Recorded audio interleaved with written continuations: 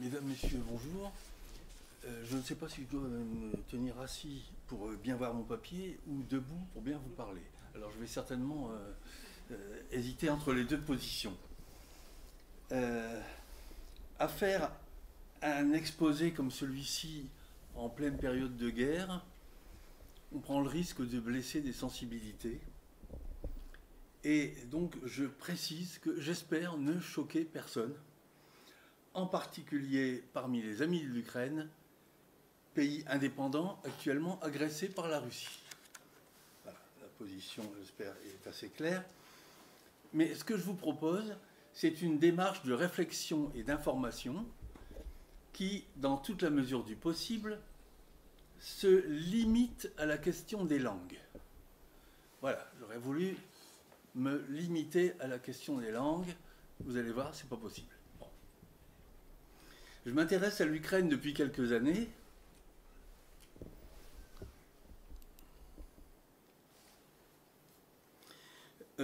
Car je suis allé à Kiev plusieurs fois, j'y ai donné des cours, je m'y suis promené, et la situation, je me suis fait des amis, et la situation linguistique me paraissait curieuse et passionnante. J'y ai rencontré plusieurs linguistes, y compris à l'Académie des sciences, et je continue à penser qu'il y a beaucoup à apprendre de la situation linguistique ukrainienne. Alors, linguistique soulignée. Bon. Et comme vous le savez, par ailleurs, un de mes objets de recherche principaux est la situation du Picard. Or, certaines similitudes sautent aux yeux entre ces deux situations linguistiques. Il me suffira pour l'instant de signaler que l'ukrainien est souvent désigné, par certains, comme seulement un patois du russe, tandis que d'autres se donnent la peine de dire, et on trouve une abondance de sites sur Internet qui disent « Si, c'est une vraie langue ». Bien différente du russe, complètement différente du russe, radicalement différente du russe. Bon, voilà. Donc, ces deux discours, vous voyez un rapport avec le Picard, dont le ministère de l'Éducation nous a dit et écrit maintes fois que c'était seulement une variation du français. On a des preuves, on a gardé tous les courriers qui se recopiaient les uns les autres d'ailleurs. Bon. En bref, l'ukrainien a un passé de langue dominée et niée, comme tant d'autres, et comme le Picard.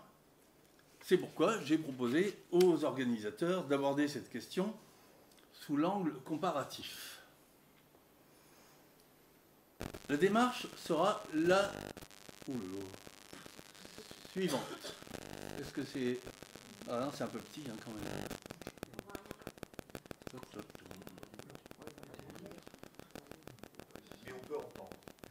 Bon, écoutez, la démarche sera la suivante. Je vous exposerai d'abord les travaux qui ont fourni un cadre que rappelait la présidente de l'agence, à savoir des langues collatérales. Et à partir de là, nous nous livrerons un survol historique de l'histoire externe du Picard, et la même chose pour l'ukrainien, un survol historique de l'histoire externe, un rappel des autres langues en présence, et on passera à l'aspect linguistique de la comparaison en observant le corpus des langues comparées. On s'appuiera aussi sur une autre notion qui est le continuum linguistique. Ce sera le chapitre suivant, si vous voulez. Et enfin, nous parlerons statistiques sous le thème du cauchemar des statisticiens, dans un cas comme dans l'autre. Nous reviendrons sur les points communs et sur les différences, c'est-à-dire sur les concepts transversaux et l'enseignement qu'on peut en tirer sur les différences entre ces deux situations. Donc, depuis 2001, l'équipe de linguistique de l'Université d'Amiens, qui s'appelait le LESCLAP, a travaillé sur les langues proches, en collaboration avec le département langue et culture picarde, qui est devenu ensuite l'agence pour la langue picarde. Et donc, notre projet scientifique était, au-delà du cas picard, de comparer et de conceptualiser, d'élaborer des concepts plus larges que celui particulier de notre situation ici. Oh là là, ça c'est mal. Est-ce que quelqu'un... Il y a quelqu'un dans la maison? Excuse-moi, tu crois qu'il serait possible d'agrandir l'image? Si c'est le format du document, normalement on ne peut pas y toucher. Après, si tu reviens en arrière, là c'est parce que tu es en plein écran et c'est pas un PowerPoint, donc automatiquement le PowerPoint c'est en. Là ça va rester en format un peu A4 comme ça. Normalement tu aurais dû soit mettre en paysage, là il est en portrait, ça va rester petit. Et avec le micro, la souris et puis le... J'ai peut-être une solution qui serait... Alors, je vais à fond. Bon.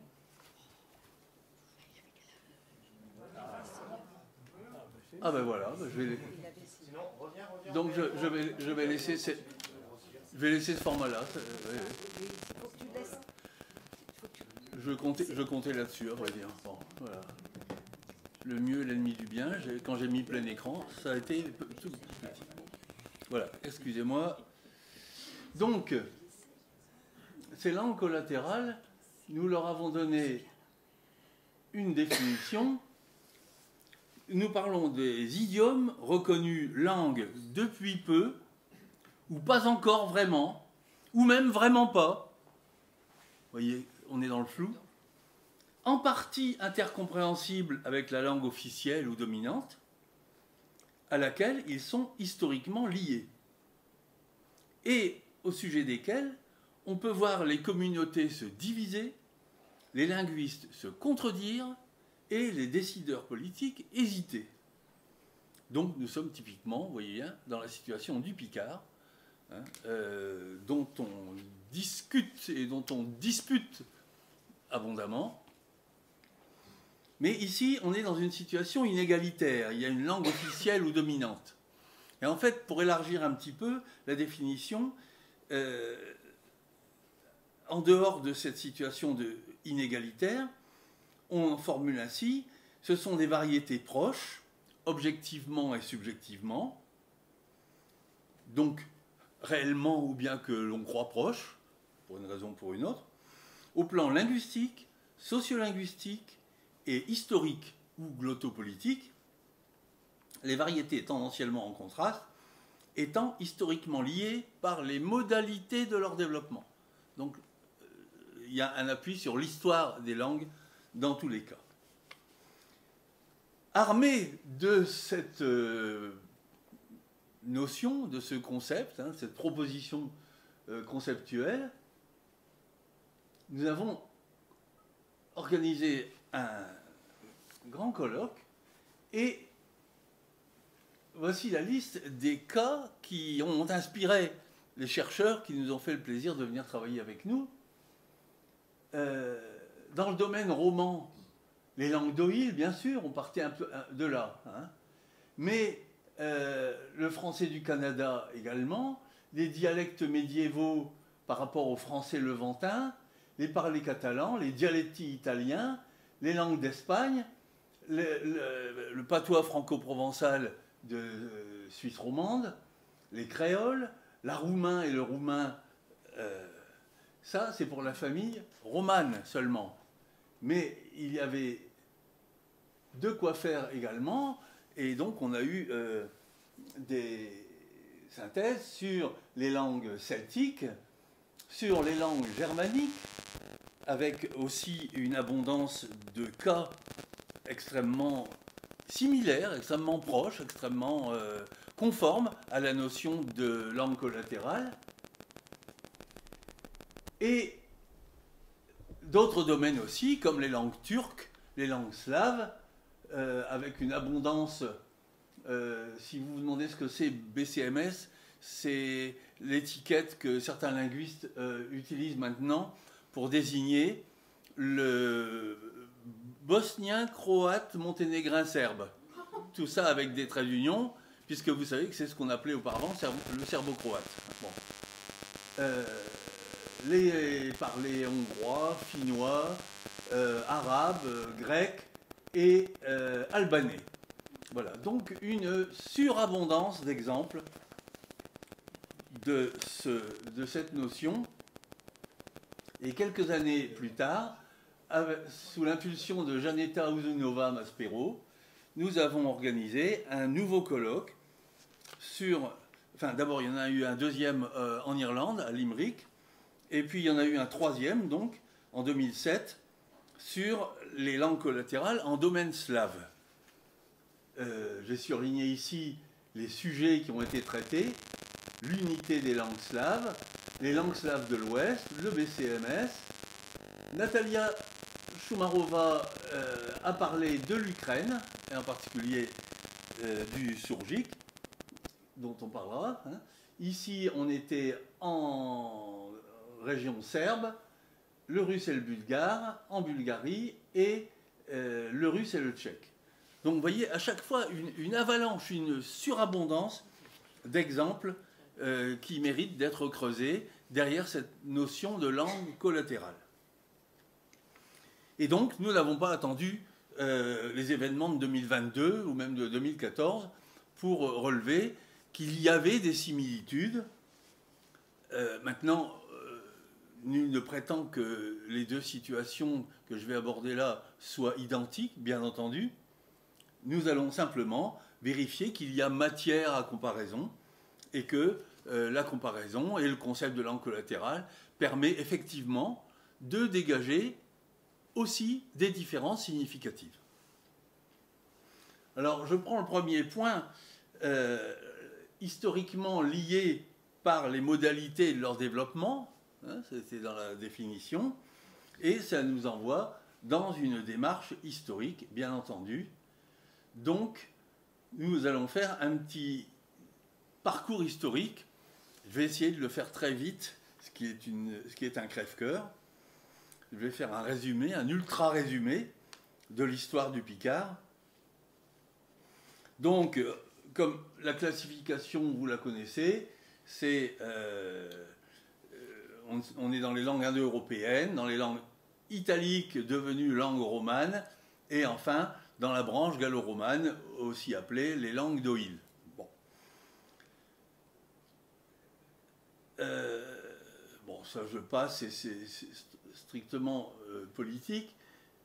Sur l'histoire des langues elles-mêmes, le mécanisme auquel nous avons affaire, dans tous ces cas, c'est une phase d'indistinction, puis l'émergence d'une ou deux ou plusieurs langues. Bon. Et donc, entre le 8e et le 11e siècle, ah ben c'est bien, oui.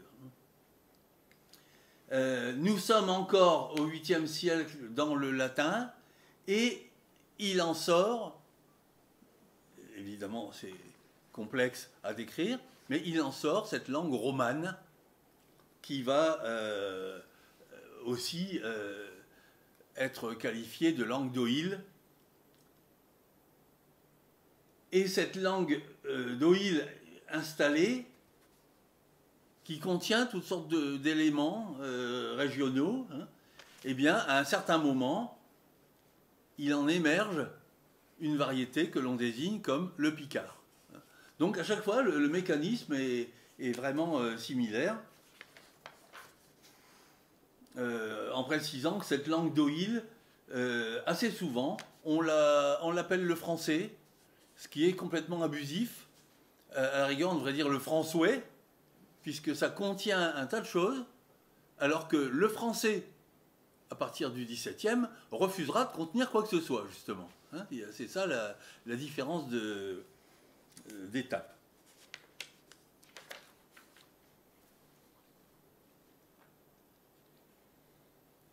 Bon, alors, les étapes... donc, les premières étapes, je souligne ceci, c'est que l'histoire du Picard, c'est aussi l'histoire du français. Hein, c'est ce que nous avons posé un petit peu avec les langues collatérales. ces langues sont liées dans leur développement. Bon. Dans les premières étapes, l'histoire du picard, c'est aussi l'histoire du français. C'est-à-dire que dès les origines de la langue française, on trouve des traits, on trouve des faits, on trouve des petits trucs qui ont tout à fait l'air picard, alors même qu'on n'en est pas encore là. Hein, bon.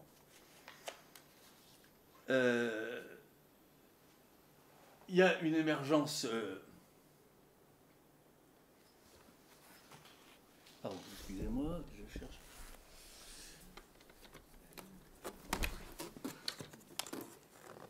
Je cherche mon petit accessoire, là, mais je ne le trouve pas. Tant pis. Voilà, tant pis, c'est pas grave. Ah, il est là. Bon. Je voulais jouer avec ça. Voilà. Alors, ce qui se passe au XIIIe siècle, c'est qu'il y a une émergence littéraire du picard. Hein, ce que Jacqueline Picoche, la grande linguiste d'Amiens, a nommé l'âge d'or de la littérature picarde. Bon.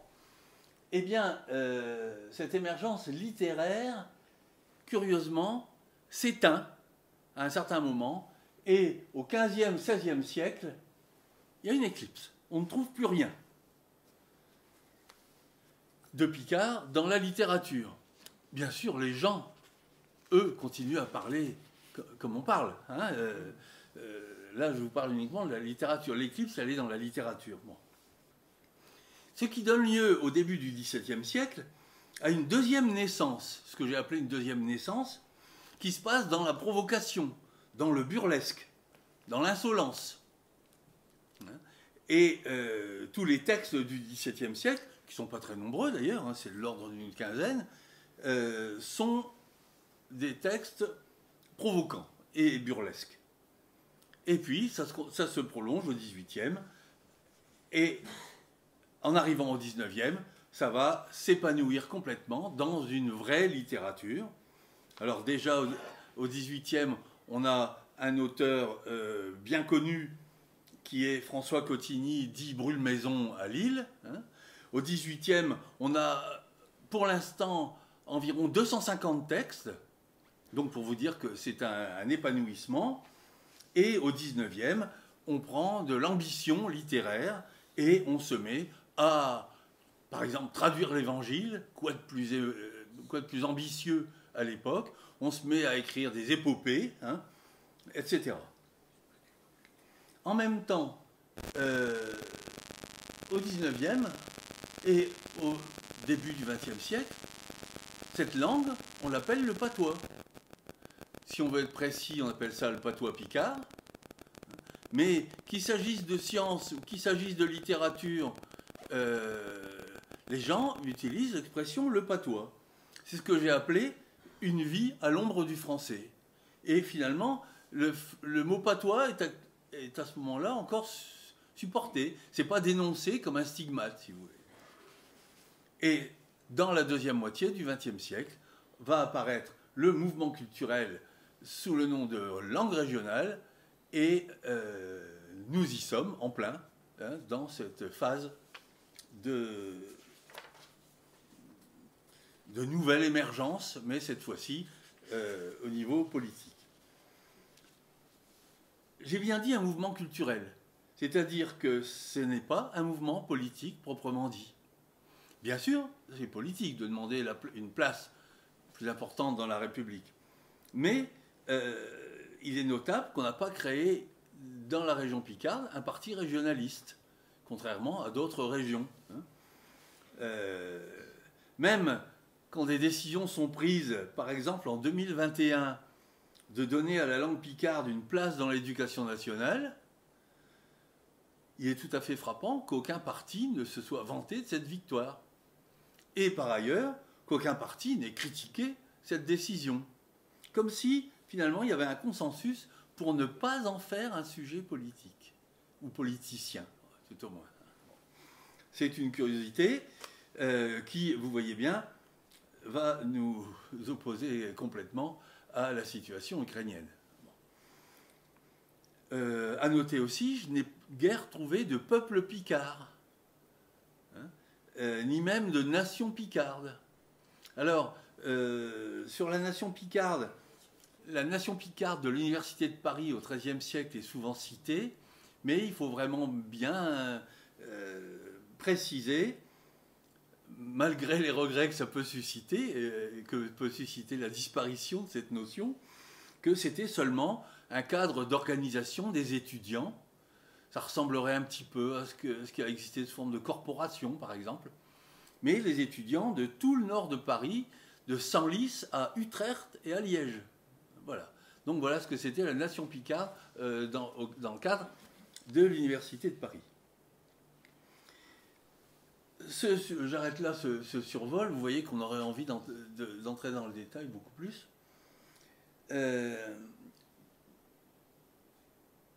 On peut faire un petit résumé sous forme de flèche, positive, négative. J'ai fait ça. Au total, ça ne donne pas grand-chose, d'ailleurs. Voilà. On pourra comparer avec celle qui est faite pour l'ukrainien, mais... Bon. Passons à l'ukrainien. Alors, la définition disait des idiomes reconnus langues depuis peu, ou pas encore vraiment, ou même vraiment pas. Quelqu'un m'a dit récemment, l'ukrainien a toujours été reconnu par le monde russe comme une langue... Bon. 1863, le ministre russe de l'Intérieur déclare « Une langue ukrainienne distincte n'a jamais existé, n'existe pas et n'existera pas. » Le tsar Nicolas II déclare « Il n'y a pas de langue ukrainienne, seulement des paysans illettrés qui parlent le petit russe. » Alors le nom usuel, c'est petit russe. Hein, bon. Et plus étonnant, le grand linguiste Antoine Meillet, qui en 1918 écrit ceci, en fait, un individu parlant petit russe, c'est-à-dire ukrainien, hein, s'entend aisément avec un individu parlant grand russe. Donc les langues sont assez proches pour qu'on se comprenne bien. On va y revenir après, c'est vrai, en gros. Néanmoins, il a été constitué en Galicie, qui est la région ouest de l'Ukraine d'aujourd'hui, une langue écrite spéciale pour le petit russe, et aussi différente qu'on a pu du grand russe, orthographe différent, parce qu'elle a été faite en Autriche et contre l'influence de l'Empire russe. Comme la plupart des hommes cultivés se servent du polonais en Galicie, du grand russe dans les provinces russes, et que d'ailleurs le gouvernement Aristide a fait au mouvement petit russe une forte opposition, cette langue n'a pas pris jusqu'ici une grande importance. Le plus célèbre écrivain du domaine petit russe, Gogol, a écrit en grand russe, ce qui est vrai. Bon. Donc, vous voyez, même Antoine Meillet, qui est un grand linguiste, apparemment était passé à côté de la question en 1918.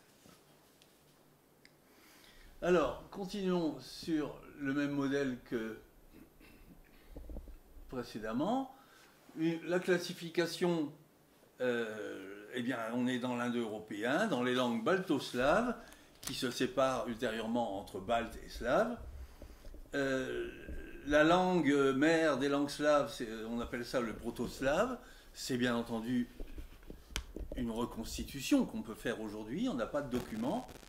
Et parmi ces langues, il y a trois branches, orientale, occidentale et méridionale, et l'ukrainien, le russe et le biélorusse constituent la branche orientale. Voilà pour le rangement. Je fais un petit détour quand même par l'histoire des Slaves. Je vais simplement citer l'Encyclopédia Universalis pour dire un mot de la préhistoire des Slaves. Il n'y a pas de préhistoire des Slaves. On a très peu de choses sur ce qui précède le 6e et même 8e siècle. L'encyclopédie dit « tout en eux est obscur ». Et vraisemblablement, les Slaves ont été englobés dans d'autres confédérations qu'on a vues, hein, et dont on a entendu parler depuis notre enfance même. Les Scythes, les Sarmates, qui étaient d'origine iranienne, les Huns et les Alains, les Goths et les Avars, tous ces peuples-là, apparemment, enrôlaient des Slaves qu'ils trouvaient sur leur chemin, tous ont essayé de faire ami-ami avec l'Empire byzantin, hein, mais seuls les Bulgares et les Varegs, c'est-à-dire les Scandinaves qui étaient descendus le long de la Volga, ont essayé d'attaquer Byzance. Alors toutes ces populations assez pacifiques finalement constituaient des réserves d'esclaves qu'on appelait des sclavenies, et ce serait l'origine du nom slave. Ce serait bien esclave.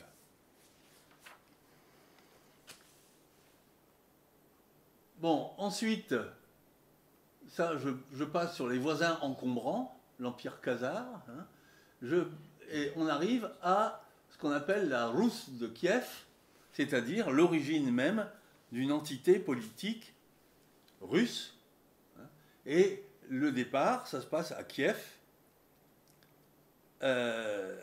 en 864, le Vareg Riourik, c'est-à-dire le Scandinave qui est descendu par la Volga, s'installe à Kiev, fonde un royaume qui va s'appeler la Rousse, et Rousse, le mot est lui-même scandinave. Voilà.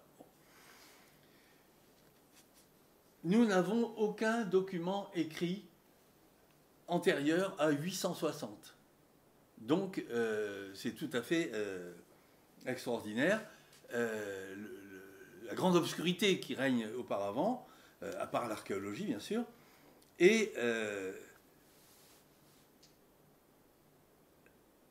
à cette époque, les futurs saints Cyril et Méthode créent un alphabet pour traduire la Bible et les ouvrages religieux dans la langue slave. C'est ce qu'on appelle l'alphabet glagolitique. Oh, pardon. Voilà, bon, excusez-moi. Voilà. Bon.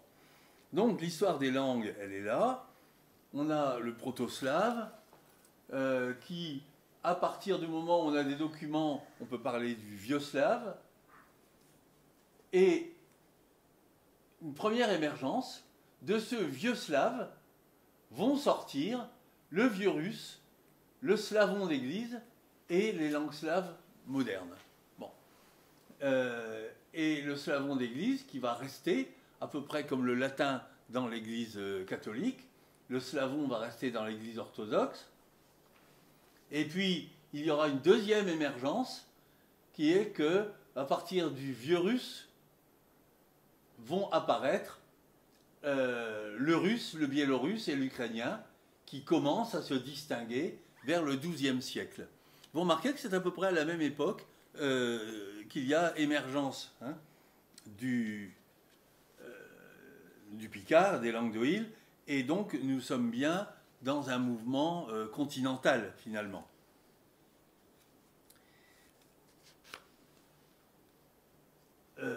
Oui, la première grammaire d'une langue slave, c'est une grammaire ukrainienne, écrite par un nommé Smotriki en 1619.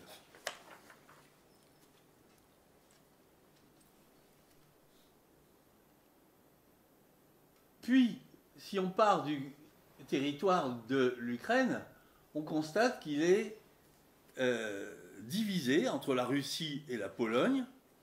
Ça veut dire que les élites ne parlent pas ukrainien, elles parlent polonais, ou bien ne parlent pas ukrainien, elles parlent russe.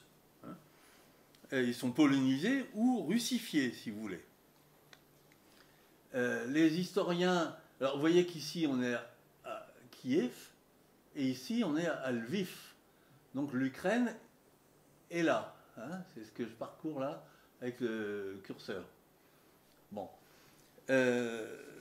Nous avons ici la République des deux nations, c'est-à-dire une confédération entre la Lituanie et la Pologne, et puis l'Empire russe est un petit peu plus à l'est.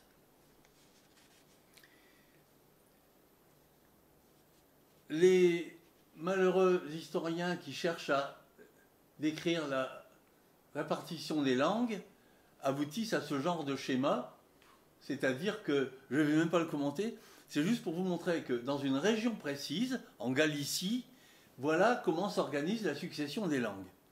Et quand je vous disais que la population est ballottée entre différentes langues, hein, il me semble que le schéma permet de l'illustrer sans aller plus loin dans le détail. Et puis, les choses s'unifient dans l'Empire russe, en particulier à l'époque de Pierre le Grand, hein, c'est-à-dire à la fin du XVIIe, début du XVIIIe, puis Catherine II. Les deux, d'ailleurs, interdisent l'usage de l'ukrainien, du petit russe, hein, à l'Église.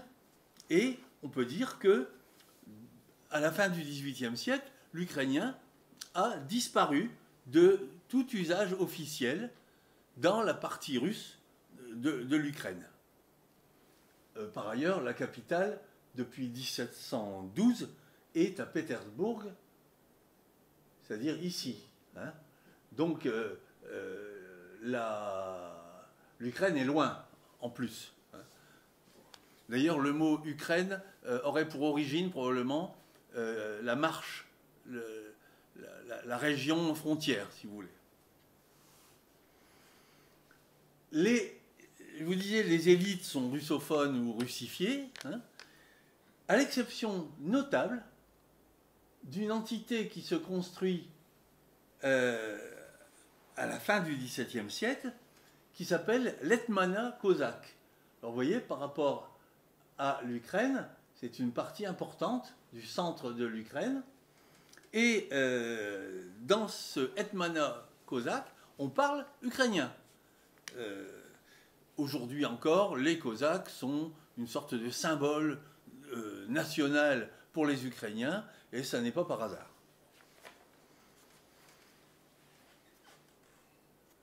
Le XVIIIe siècle est un siècle de transformation et d'épanouissement du russe. Donc la capitale est à Saint-Pétersbourg, et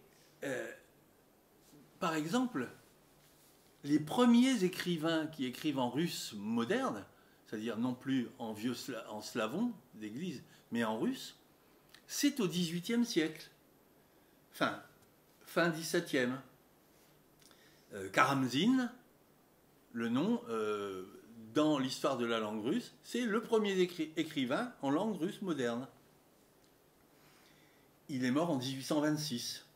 Et ensuite, il y aura Pouchkine, Tourgueniev, Gogol, Dostoïevski, etc. Autrement dit, quand le russe arrive à l'apogée de son épanouissement, un peu comme le français au XVIIe siècle, c'est là que sortent les premiers textes ukrainiens, la littérature ukrainienne, et similitudes supplémentaires sous forme satirique, sous forme de parodie. On commence par rigoler avec l'ukrainien comme on a commencé par rigoler avec le picard. La similitude est quand même tout à fait frappante. Et donc, ce sera la première œuvre en ukrainien qui s'appelle l'Énéida de Kotlярevski en 1794. Et remarquez bien qu'il n'est pas écrit du tout que ce soit en ukrainien, il est écrit Malo-rossiyskaya, petit russe ou petit russien. Voilà. Donc cette langue, pour l'instant, s'appelle petit russien ou petit russe, et pas du tout ukrainien. L'autre grand fondateur de la littérature ukrainienne, c'est le poète Shevchenko, qui écrit en russe et en ukrainien. Il utilise les deux langues. Et aussi, il invente une orthographe pour l'ukrainien.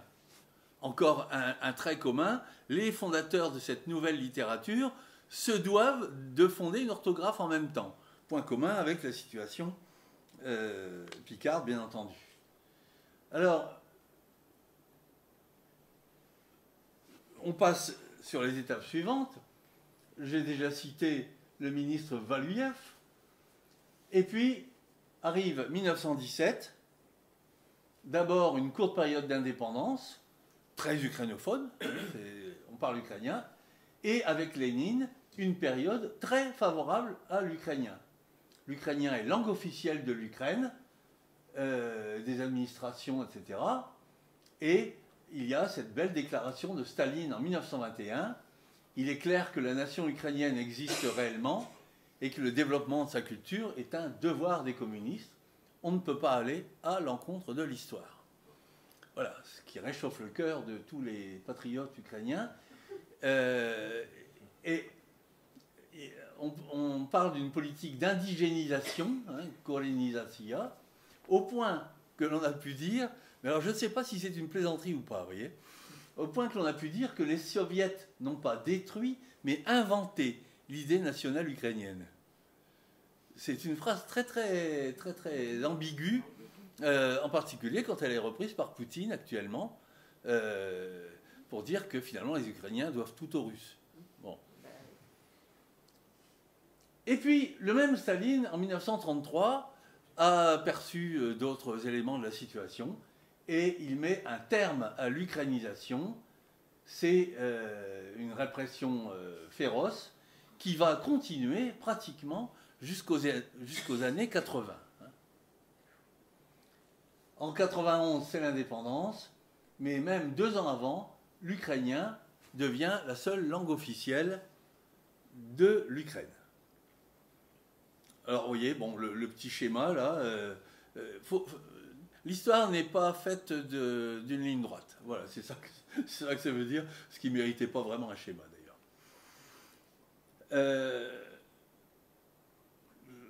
Je passe sur quelques renseignements sociologiques qui nous gêneraient, parce que nous arrivons à un autre sujet, qui est les autres langues. Il n'y a pas que le russe ou l'ukrainien, bien entendu. Il n'y a pas que le picard et le français, bien entendu. Et donc, dans le domaine picard, nous avons, à propos des autres langues, une enquête remarquable faite en 1999, en même temps que le recensement. Elle nous donne quelques éléments. Plus de 130 langues différentes sont présentes avec le français dans le nord de la France. Au total, près d'un tiers des habitants des régions Picardie et Nord-Pas-de-Calais déclarent avoir entendu leurs parents parler une autre langue que le français, ou déclarent qu'il leur arrive actuellement de parler une autre langue. Voilà. Donc, vous voyez l'extraordinaire importance des langues autres que le français, et également autres que le picard. Un élément de réflexion sur le monolinguisme et le bilinguisme. Eh bien, l'Ukraine, elle, reconnaît officiellement, et depuis longtemps, 18 langues qui sont listées ici. Elles sont reconnues parce qu'elles sont implantées, mais il y en a un certain nombre d'autres qu'il faudrait citer aussi. L'anglais, le français, l'allemand, l'arabe, le coréen. Tout le commerce qui se fait avec la Corée, ça veut dire des Coréens qui s'installent et qu'on rencontre à Kiev. Bon, vous voyez bien qu'avec des situations comme ça, la description exhaustive n'est pas vraiment à portée de main. Et pourtant, ce multilinguisme n'est pas anecdotique.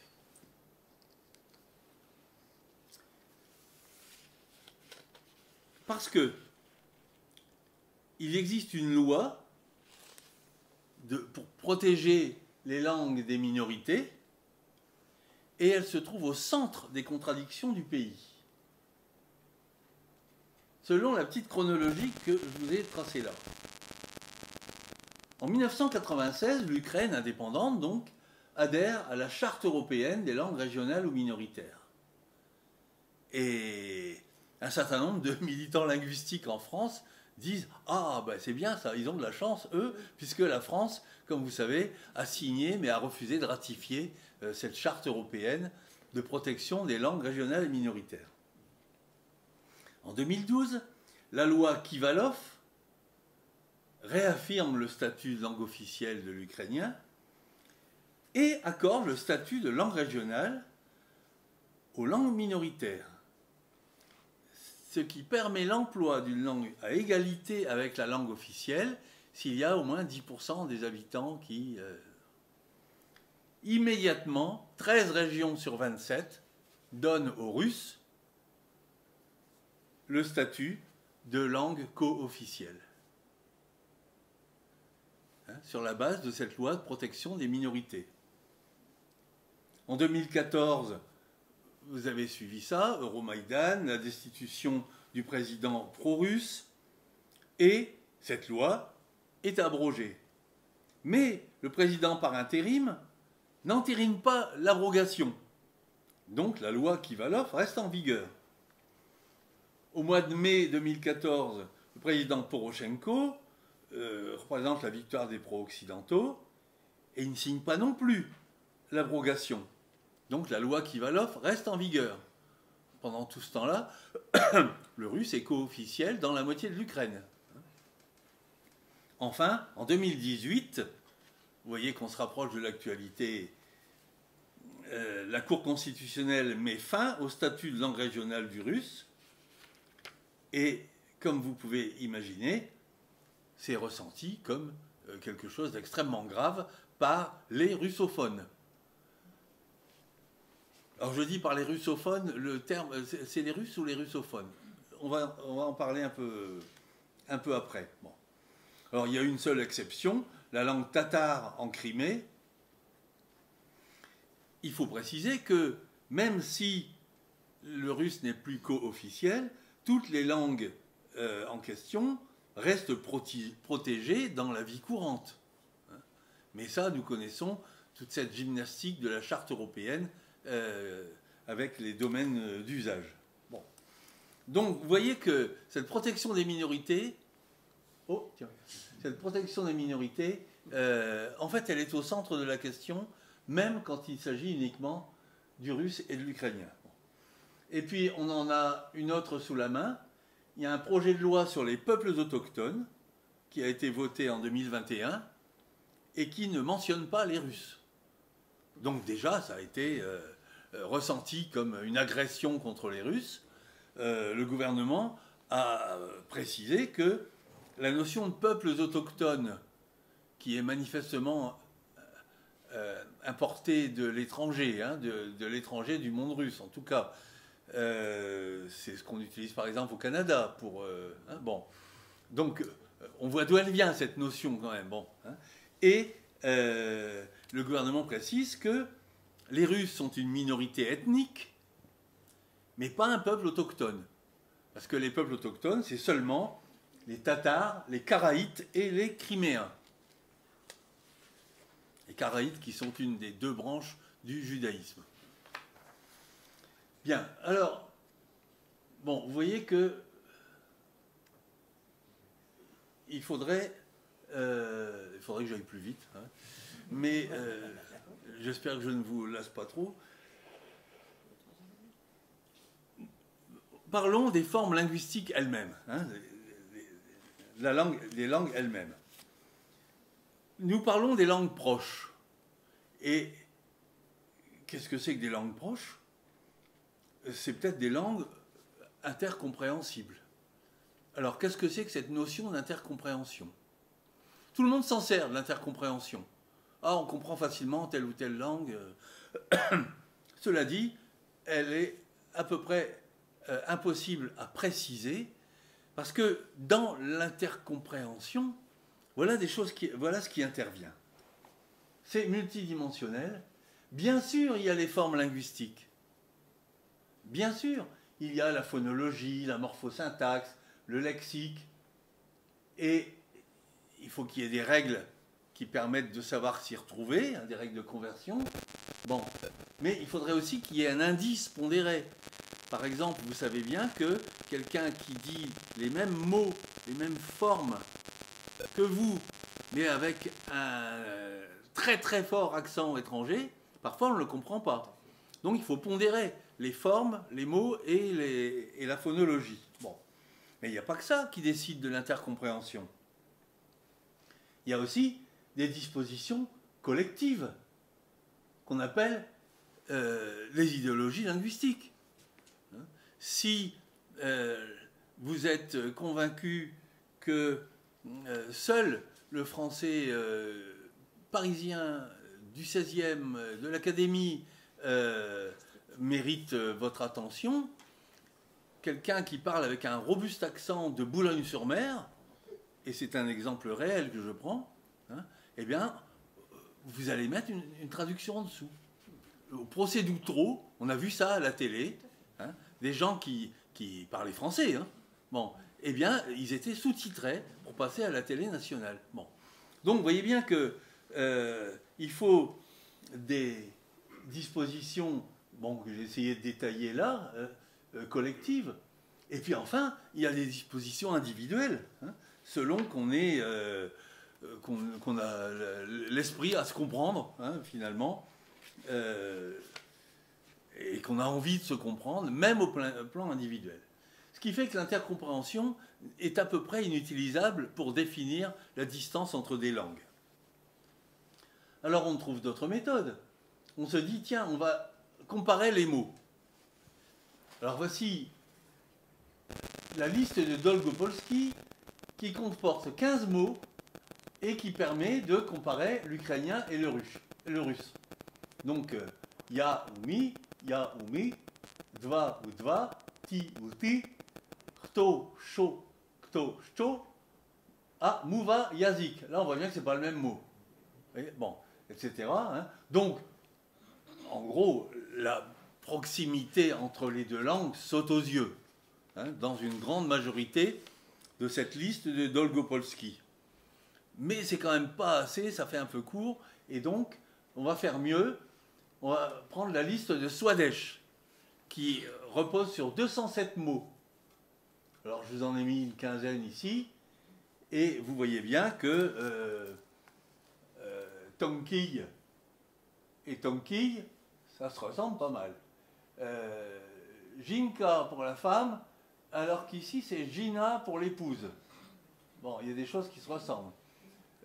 Tcholovic et ici Tchelaviek. Vous voyez, il y a toutes sortes de choses qui se ressemblent, qui donnent l'impression que c'est quand même très très proche. Hein. La mère, bien sûr, Mati ici, Mati ici. Le père, ah, c'est différent pour le père, parce que ça c'est un ancien mot qui voulait dire l'oncle. Bon, etc., etc. Bon. Et donc, on compare les 207 mots. On peut faire ça avec toutes les langues.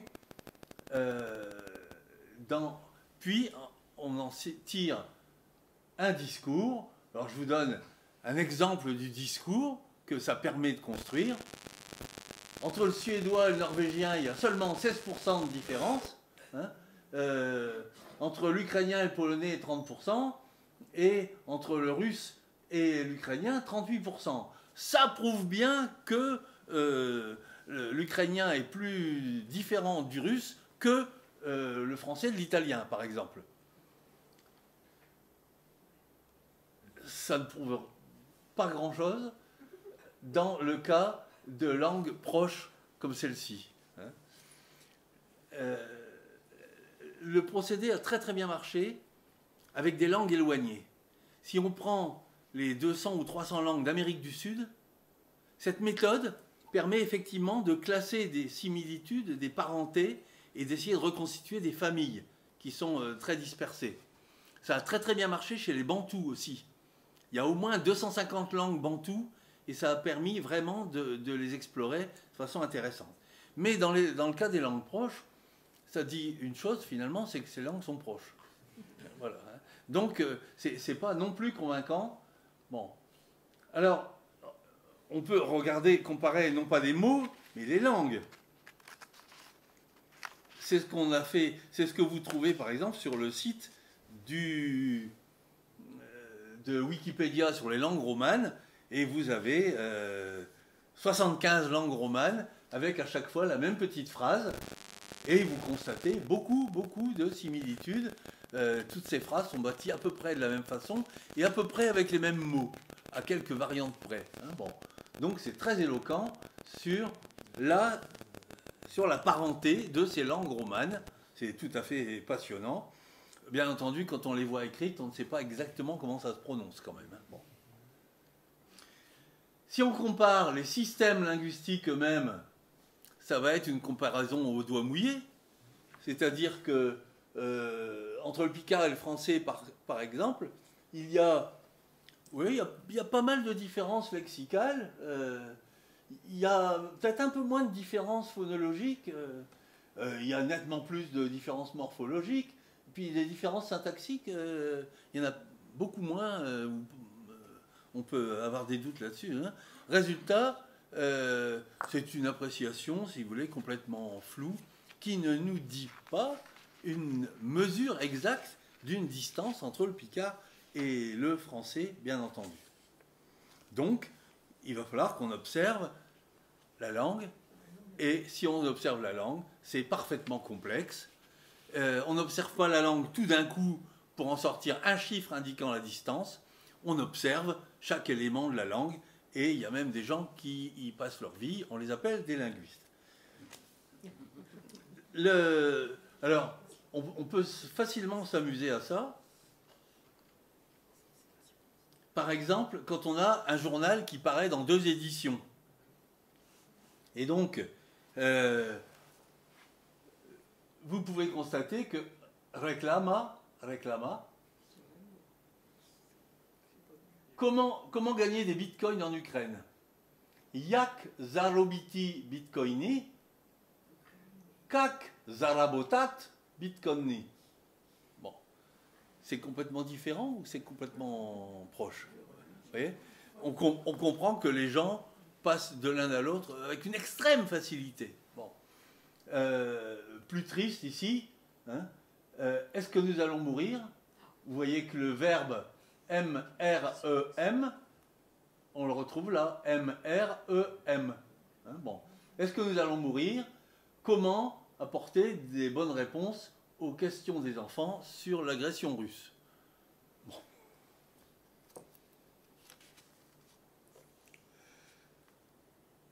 Oui, c'est pour rappeler quand même qu'il y a des choses sérieuses. Voilà. On peut aussi prendre des textes parallèles par vocation, finalement. Par exemple, la Déclaration universelle des droits de l'homme, qui est traduite dans un grand nombre de langues. Et alors, c'est souvent très, très instructif. Si vous prenez, par exemple, le russe et l'ukrainien, Deklaratia prav, déclaration des droits, Deklaratia prav, déclaration des droits. Ces 2 mots sont communs aux 2 langues. Par contre, les 2 autres ne sont pas communs. Bon. Statia 13, je ne sais pas comment ça se dit. Statia 13. Każdy człowiek, każda ludina. Bon. Donc parfois c'est pareil, parfois c'est différent, mais avec une grande proportion quand même de choses extrêmement faciles à comprendre d'une langue à l'autre. Alors, il est vrai que nous ne sommes pas en reste, puisque nous pouvons faire la même chose, et nous faisons la même chose, avec la déclaration en picard, par exemple, la déclaration universelle, chez Drô de l'Ombre, Tertus, il y a le droit de rancer librement d'un saint pays, puis de cusir du qui veut rester. Et voilà, cette traduction manifeste l'existence de la langue, elle a pour but de dire on est là, comme certains chantent dans les rues en ce moment, on est là, le picard est là sur ce plan aussi. Cela dit, une traduction a toujours une stratégie. Et là, vous voyez bien, si on avait le temps de discuter ces traductions, elles ont pour but de souligner les ressemblances ou les dissemblances. Parce que, par exemple, entre Tertus et toute personne, on pourrait très bien avoir ici, tous ont le droit de circuler. Bon, ou bien toute personne en picard, vous voyez. Mais il y a, je soupçonne le traducteur ici présent, d'avoir eu... Non, mais... Parce qu'on ne peut pas ne pas avoir de stratégie. Il a eu une stratégie d'individuation du Picard, pour que le Picard, il ressemble pas trop au Français, quoi. Bon. La distinction volontaire, hein, distinction dans tous les sens du terme, parce que à l'extérieur, le contexte nous dit non, non, le Picard, c'est qu'une variation du français, c'est pas une vraie langue. Vous allez voir si c'est une variation, et paf, je fais quelque chose de bien différent, ce qui est une tactique, une stratégie. Bon. Dans le cas de l'ukrainien, ma connaissance de l'ukrainien ne me permet pas de le prouver, mais il est assez vraisemblable que les choix sont faits dans le même sens volontariste. Et de toute façon, même si ce n'est pas au moment de traduire, c'est au moment de constituer le dictionnaire, les normalisateurs, si vous voulez, ont aussi des stratégies, bien entendu, qui font la même chose. Bon. Alors on va en parler un petit peu après.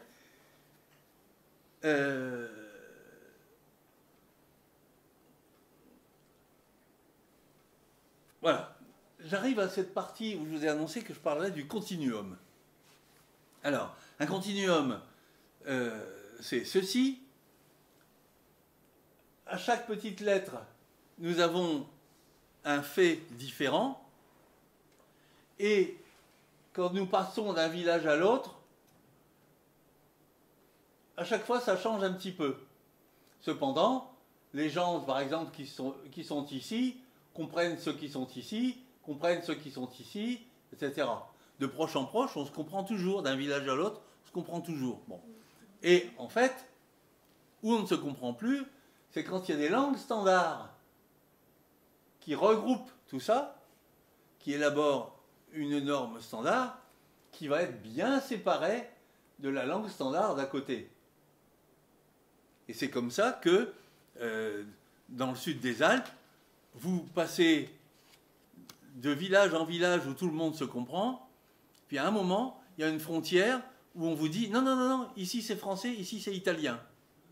Les gens, en réalité, sur le terrain, ne sont ni français ni italiens, ils sont de village en village, hein, leur langue, les gens, je ne sais pas, mais leur langue est de village en village.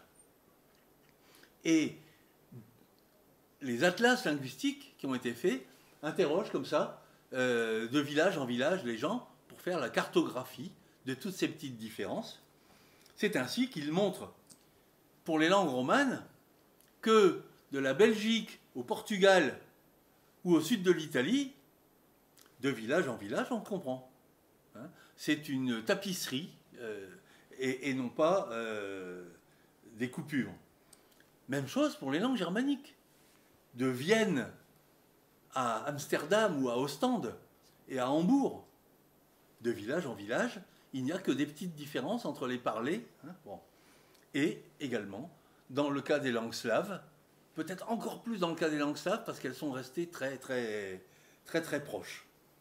Ça n'empêche qu'on peut remarquer qu'il y a des dialectes, on peut regrouper, si vous voulez. Par exemple, ici, il y a la droite du schéma puis la gauche du schéma. On peut dire que ce sont deux dialectes différents, mais ça fonctionne toujours selon le même principe. Et donc, l'ukrainien a 3 dialectes en Ukraine, avec 14 sous-dialectes. Et les Russes et les Ukrainiens ont fait beaucoup de dialectologie. Ils ont décrit tout ça de façon très précise, très scientifique. C'est valable aussi en continuité avec la Slovaquie, avec la Pologne, avec le biélorusse, avec le russe. Hein. La dialectologie est très avancée. Où ça devient conflictuel, c'est au moment de tracer des grands ensembles. Dans le cas du Picard, il y a... Je vais vous montrer qu'il y a une deuxième sorte de continuum. C'est le continuum qui tient au contact entre les deux langues. Le continuum français-picard.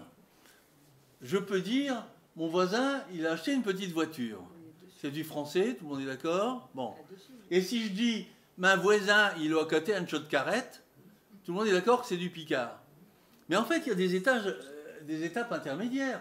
Je peux dire, et c'est des choses qui se disent énormément, hein, Mon voisin, il a acheté une chaude voiture.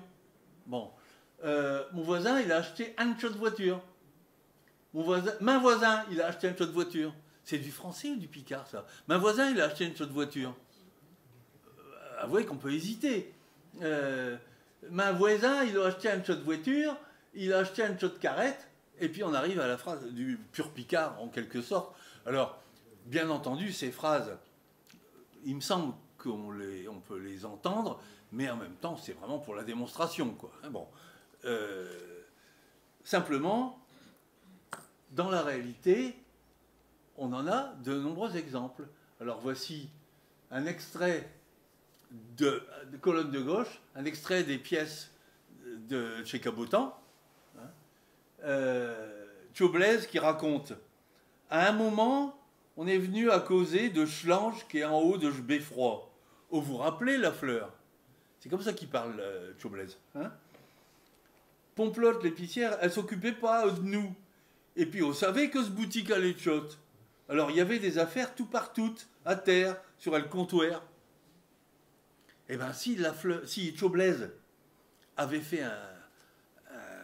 avait suivi des cours de Picard, par exemple à l'université de Picardie, eh bien, il aurait pu faire du meilleur Picard et il aurait dit: à un moment, aux avons venus à causer de Schlange qu'il est un eux de Bédouf, au voir à main tuer la fleur. Pomplotte a s'occupé de nous, et puis on savait que ce boutique allait de chot. Ah tiens, cette phrase-là est en bon Picard. Alors il y avait des affaires, tout partout, à terre, sur Esch-Comptoir. Sur Esch-Comptoir, hein, et non pas sur El-Comptoir. Pourquoi il n'a pas mis l'article Picard ici, Thiaud-Blaise? Parce que ce qu'il parle, c'est une forme intermédiaire, hein, ce qu'on appelle de l'dravi. Alors de l'dravi, ça désigne traditionnellement du fourrage mélangé. Bon. Et curieusement, à 3000 km de là, on va parler du fourrage mélangé aussi. Alors, de l'extérieur, les gens qui ne sont pas dans le bain, qu'est-ce qu'ils vont dire? Thiaud-Blaise, il parle picard ou pas? Oh, bah oui, hein. Stilo, il parle picard, hein. Bon. Ou il parle drôlement picard, même. Bon. C'est ressenti de l'extérieur, c'est ressenti comme quelqu'un qui parle picard. Bon. Cela dit, de l'intérieur du mouvement picardisant, on se dit: ah, quand même, Thiaud-Blaise, c'est pas du bon picard qu'il fait. Hein. Bon. Et quelle est l'attitude générale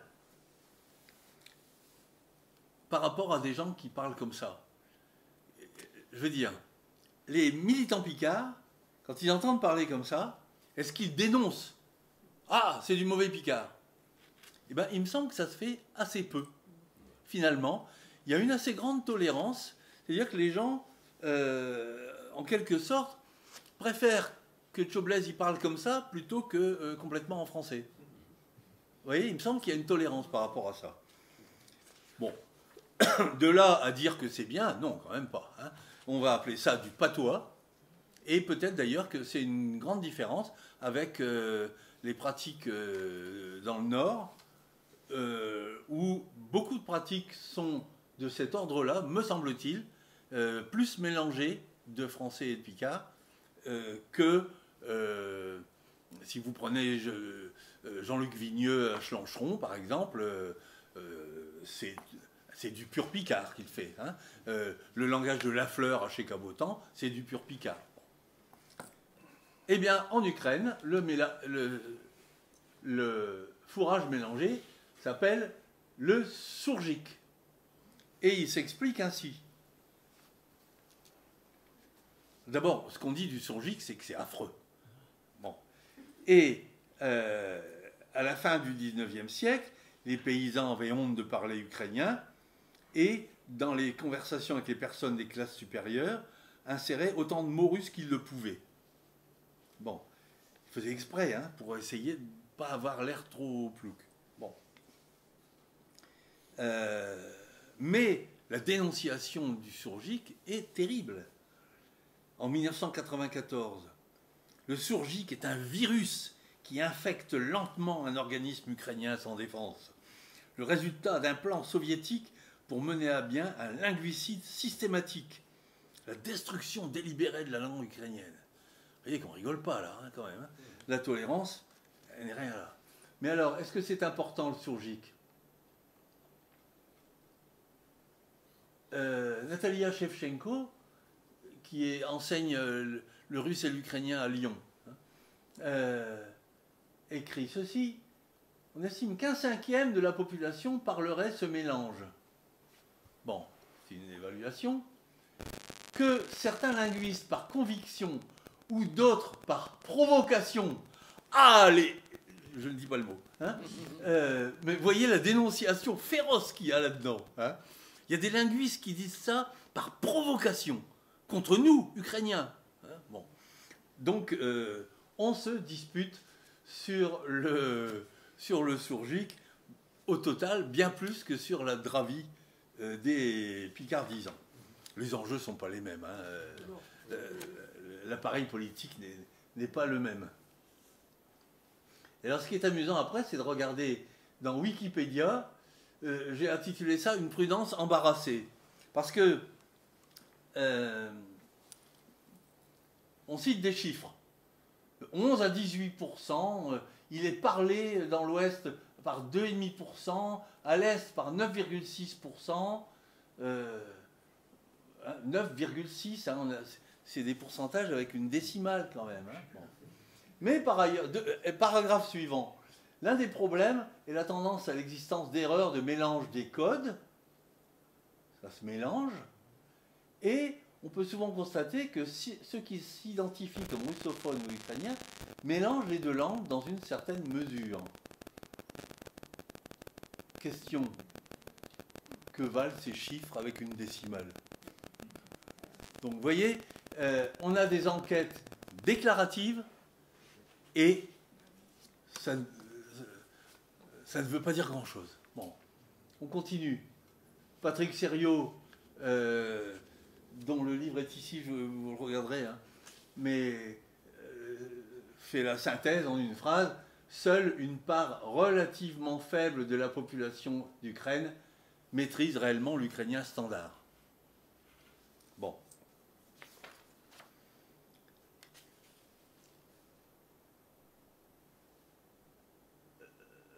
Je vous montre seulement celle-ci.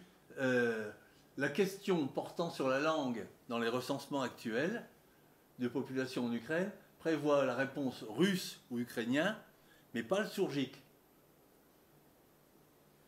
On ne dispose donc d'aucune statistique officielle. D'autant plus que toute variété non standard est dénommée surgique. Un peu, on a en français, on a ça aussi. L'argot, par exemple. Tout ce qui nous paraît pas net, on met ça dans l'argot. Et certains, d'ailleurs, par erreur, mettent ça dans le picard aussi. Hein. Bon, voilà. Bon, donc l'incertitude ou l'insécurité linguistique, eh bien, c'est vraiment un trait commun entre la situation ukrainienne et la situation picarde. Malgré toutes les différences, hein, je répète bien. Hein. Beaucoup de gens parlent le surgique sans le savoir, c'est-à-dire en croyant que ce qu'ils parlent est de l'ukrainien ou bien du russe, mais pas un intermédiaire. Les avis divergent fortement à propos du surgique. Il peut être décrit comme de l'ukrainien russifié, du russe ukrainisé, ou quelque chose, une langue à part entière, sui generis, comme on dit. Bien entendu, vous brûlez l'impatience de voir des exemples de surgique, et je vous en donne 2, 3. En ukrainien, chlib s'oppose à chlip. On entend bien la consonne finale qui est différente entre champignon et grippe. En revanche, en russe, on va prononcer grib et grip. Pardon, je recommence. Ils sont homophones. Hein. En russe, on va prononcer grip et grip. C'est identique. eh bien on a des gens qui, en sourgique, ne font pas d'opposition et prononcent les deux mots homophones.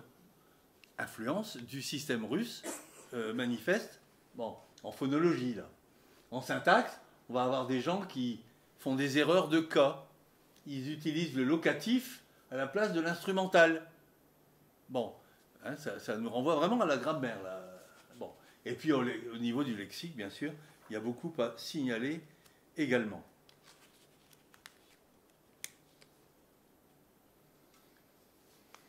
En plus, il ne s'agit pas de décrire des locuteurs figés, hein, parce que il y a un entrelac inextricable des deux langues. Ça dépend. Ce que vous allez dire, pensez au cas du picard qui nous donne la même sensation. On parle plus ou moins picard, quoi, selon les moments, selon avec qui on est, selon le sujet, selon les circonstances, selon ce qu'on imagine que l'interlocuteur attend. Hein, si l'interlocuteur attend qu'on soit copain, je vais dire un chaud truc. Mais si je me figure que le locuteur préfère qu'on en reste un peu sur son compte à soi, je ne vais pas dire un chaud truc, je vais dire un petit truc.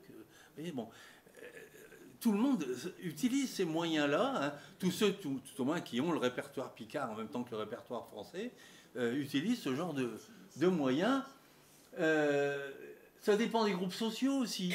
Ça dépend des générations. Ça dépend des origines géographiques des gens, etc. La description de ce genre de choses est extrêmement complexe. Hein, et on a besoin de sociolinguistes, quoi, si vous voulez. Voilà. Cette insécurité, donc tout le monde est dans l'insécurité par rapport à ça, mais en plus,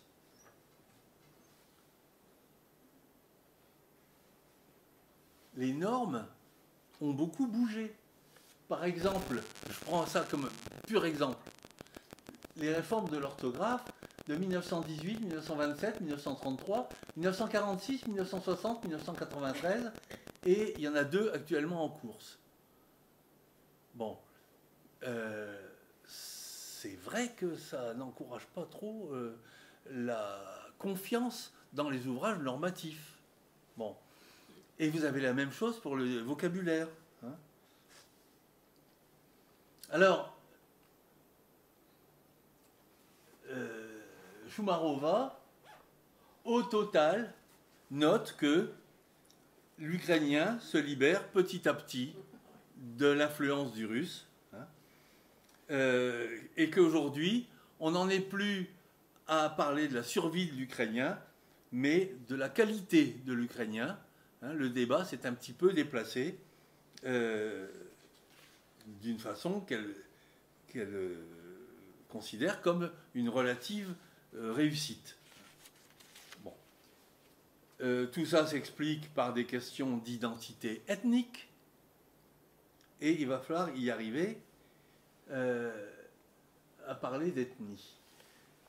Le but, c'est de retrouver son identité ethno-culturelle, dit Choumarova, hein, mais du coup, ça ne facilite pas le fait d'utiliser l'ukrainien partout. Autrement dit, le champ fonctionnel n'en bénéficie pas directement.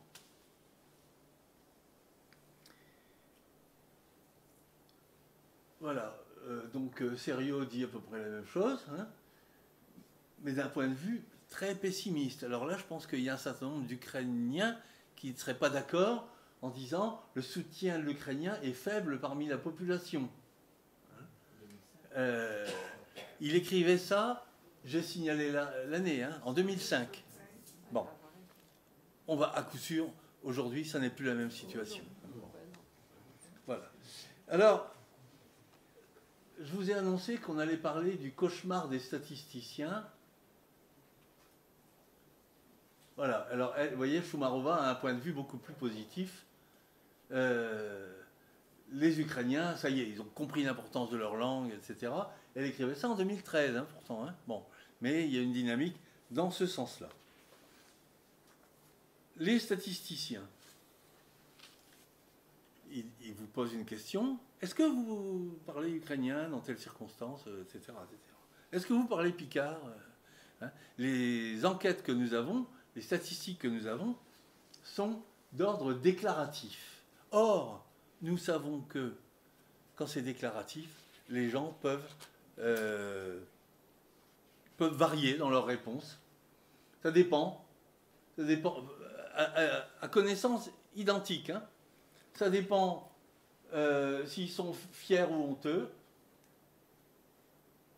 Fiers ou honteux de parler picard. Vous connaissez 3 mots, vous en êtes fiers. Oh oui, je parle picard. Vous connaissez 3 mots, vous en êtes honteux.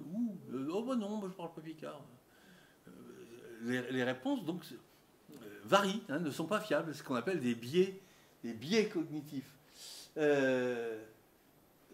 Si on pense que parler picard, c'est parler comme Lafleur ou Schlancheron, moi je parle pas comme ça. Bon, non, pas vraiment. Non.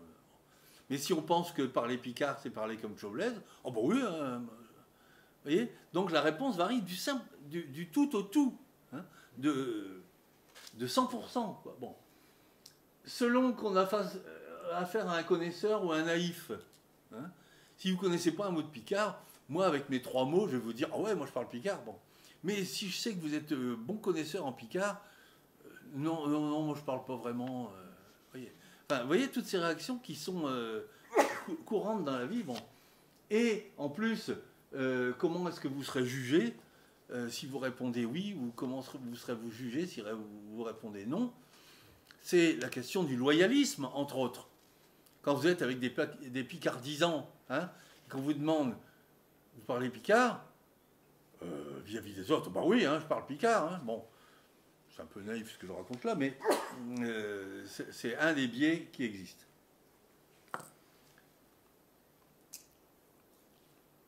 Alors on a posé la question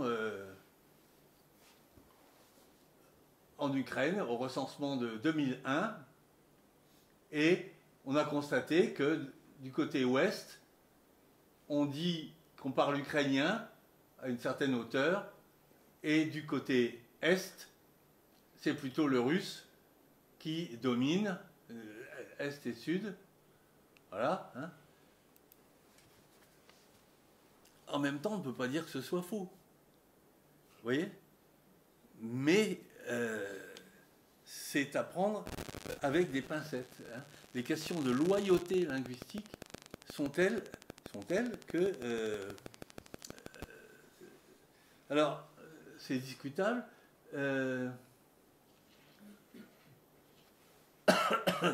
Non, c'est pas ça que je voulais vous montrer. Shevchenko, dont je parlais tout à l'heure, relève ceci. Lors du recensement de 89, 64% des personnes interrogées déclarent l'ukrainien comme leur langue maternelle, tandis que seulement 44% déclarent préférer l'ukrainien pour s'exprimer au quotidien. Bon. Et les 20%, elle dit, les 20%, c'est à peu près le poids de la loyauté linguistique. Hein, les résultats ne varient pas du tout au tout, mais de 20%, oui, c'est tout à fait possible. Bon. Alors, résultat, on en arrive à une approche impressionniste, hein, que je vous laisse lire là. Oui, c'est chaque témoin qui vit sur le terrain, qui vit dans cette société, peut constater que, ah oui, un interviewé là il répond, on lui pose une question en russe, il répond en ukrainien, ou l'inverse. Hein. Des gens qui discutent le coup ensemble, l'un en russe, l'autre en ukrainien, hein, etc., etc.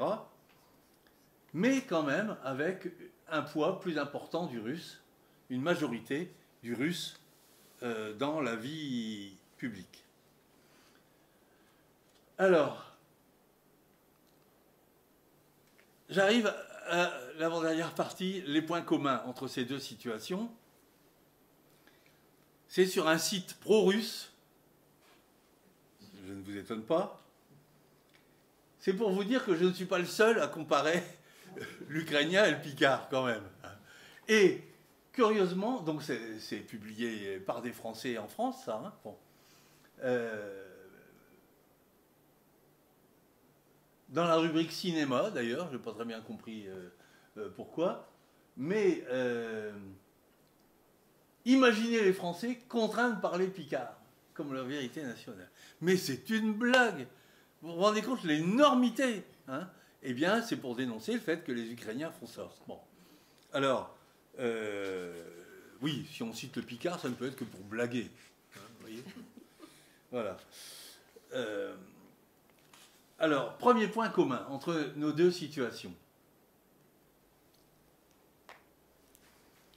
Certains considèrent le monolinguisme comme la situation normale. C'est pas seulement une maladie française, c'en est une, hein, mais elle n'est pas seulement française. Et cette chercheuse, Shevchenko, écrit ceci: l'extension de 2 ou plusieurs langues dans un pays témoigne d'un équilibre incertain qui risque un jour d'amener au monolinguisme, soit à la division du pays par le critère linguistique. Voilà. Donc, être bilingue pour un pays, c'est une maladie. Personnellement, j'ai publié un article qui s'intitulait « L'éloge de l'unilinguisme, un grave danger pour la République », pour vous dire le point de vue contraire. Le deuxième point commun, je rappelle simplement, le démarrage de la littérature sous forme de burlesque et de satire, hein, qui révèle la position basse, bien sûr, hein, des deux langues. Le troisième point commun, le fait que le nom de la langue s'impose très progressivement, finalement. Il faut des siècles pour que le nom de la langue s'installe complètement.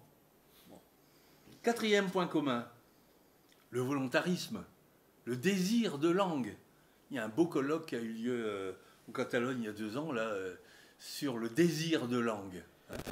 Ça touche toutes sortes de situations aussi. Bon. Et la construction de la langue à partir de ce désir. Bon. Cinquième point commun, l'unité du groupe a quelque chose à craindre si on reconnaît les langues. Vous entendez l'argument français là, hein? Si on reconnaît qu'il y a des langues régionales, ah, la France va exploser. Vous voyez? Il y a quelque chose... Bon, ma formulation est excessive, bien sûr. Mais l'argument est réellement en usage. Hein, et curieusement, il s'est exporté même chez les linguistes, puisque entre les 2 guerres mondiales, je vais reparler d'Antoine Meillet, hein, il a beaucoup insisté sur l'unité des langues slaves. Pourquoi ça? Parce que dans les années 30, insister sur l'unité des langues slaves, c'était senti comme un argument pour prendre les germaniques à revers. Vous voyez, il y a eu cette espèce de stratégie purement intellectuelle. J'essaye de lui donner une excuse là. Hein, bon. En tout cas, il y a une évidente analogie avec la situation française. Donc, en bref, nous avons bien affaire à des langues collatérales dans les 2 cas, mais aussi, ça se mélange avec une inégalité de statut. Puisque Ukrainiens, Russes, Picards, Français sont en situation inégale, qu'on appelle diglottique. Alors que des langues non collatérales peuvent être aussi en situation inégale. Et d'autres peuvent être non inégales, comme le danois et le norvégien, qu'elles soient proches ou éloignées. Donc il y a 2 critères. Il y a la collatéralité et l'inégalité de statut. Maintenant, les différences. Passons quand même à l'essentiel, il me semble.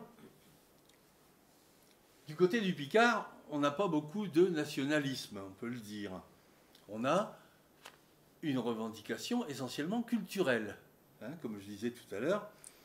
Revendication culturelle de longue durée et de faible ampleur. Je veux dire, c'est assez rare qu'on mette 10 000 personnes dans la rue pour défendre le Picard. Bon. Les mots citoyenneté et nationalité n'ont pas le même sens dans les deux sociétés. On peut être citoyen ukrainien de nationalité russe et russophone ou ukrainophone.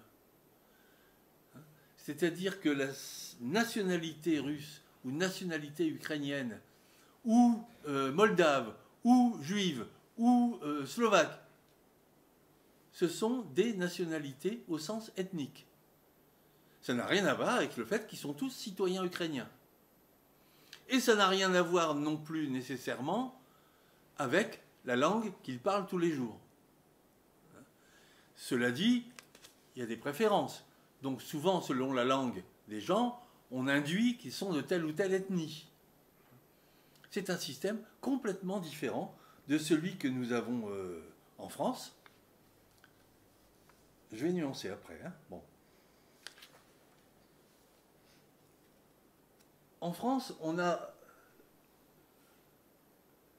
un dogme qui est cette opposition entre la conception jacobine, ce qui fait nation, c'est l'adhésion du peuple à la République, c'est ce qu'on peut appeler la nationalité politique. Bon. La langue nationale, qu'est-ce que c'est? C'est la langue de la République, c'est ce que dit l'article 2 de la Constitution. Et ça s'oppose à la nationalité romantique, définie par Herder en 1848. Le peuple, c'est défini par ses ancêtres, et la langue fait partie de sa nature au sens ethnique. Bon. La France refuse cette notion ethnique. La citoyenneté n'est pas une affaire, la nationalité et la citoyenneté sont la même notion, et ça n'est pas une affaire ethnique. Bien. Et nous alors, puisque nous sommes ici, à propos du Picard, dans un cas où on défend pas seulement la langue de la République, mais aussi les autres. Eh bien, on les défend en tant que patrimoine culturel. Et on arrive à articuler tout ça, ça fonctionne correctement. Ce que je dis là, je ne suis pas absolument sûr que ce soit vrai de toutes les minorités linguistiques de France. On entend de temps en temps des discours, soit des minorités, soit des majoritaires, disant, allez, la langue, machin, c'est mon âme, c'est la langue de mes ancêtres, etc. Et ça se dit à propos du corse, du basque ou du breton, aussi bien que du français. Et quand on entend ça à propos du français, on sort du discours républicain de nationalité non ethnique. Alors, une fois qu'on a posé ces différences, on remarque d'abord que chez les Slaves, Russes et Ukrainiens, ne se posent pas cette question. Ils sont strictement dans la conception que j'ai appelée nationalité ethnique et romantique.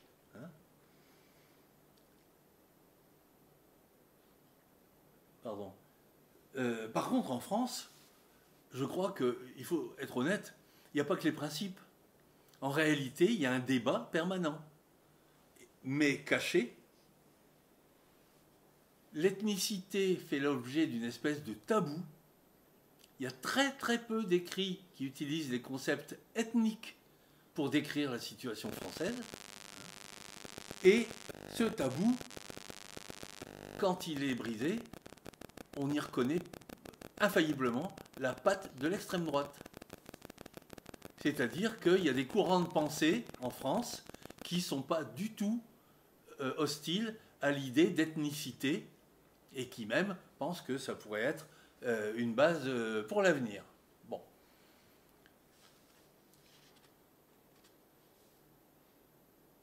Le tabou, c'est de dire être citoyen français, c'est être français. Et ça n'a rien à voir avec une ethnie, ça a à voir avec la carte d'identité. Alors, où est-ce que j'en suis moi ? un peu partout, en France comme ailleurs, il y a un tabou sur le mélange des langues. Rappelez-vous, la mode du franglais, c'était de se moquer d'un mélange de langues.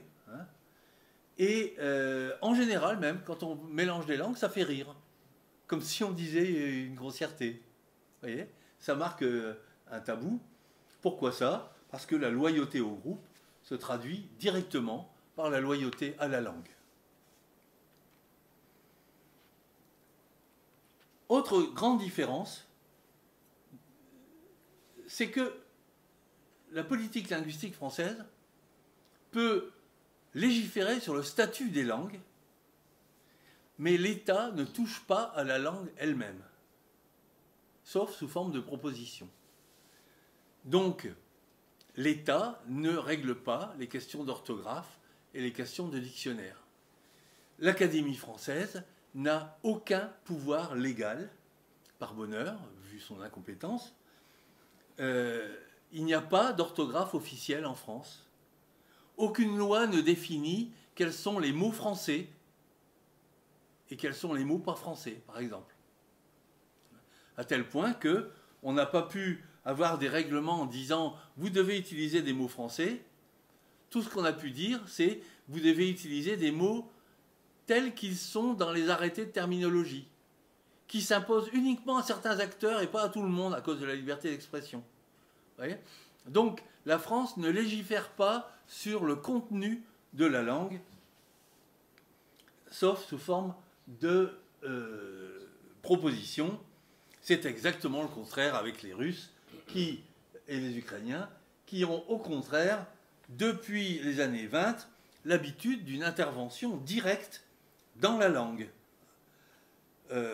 Par exemple, je vous donne quelques exemples. Klassa et Flota, dans le dictionnaire de 1927, ukrainien, hein, ont été rectifiés en 1933 en classe et flotte, qui sont identiques aux formes russes. Et ça a été fait par des gens qui étaient en mission pour le compte du gouvernement, avec pour tâche d'améliorer les dictionnaires pour que l'ukrainien se rapproche du russe. Bon, les autres exemples, hein, Blakitny, Golubi, et puis il fallait que ça ressemble plus aux Russes. Ça a été la même opération, intervention directe du pouvoir politique dans la conformation des dictionnaires. Ça n'existe pas en France. Et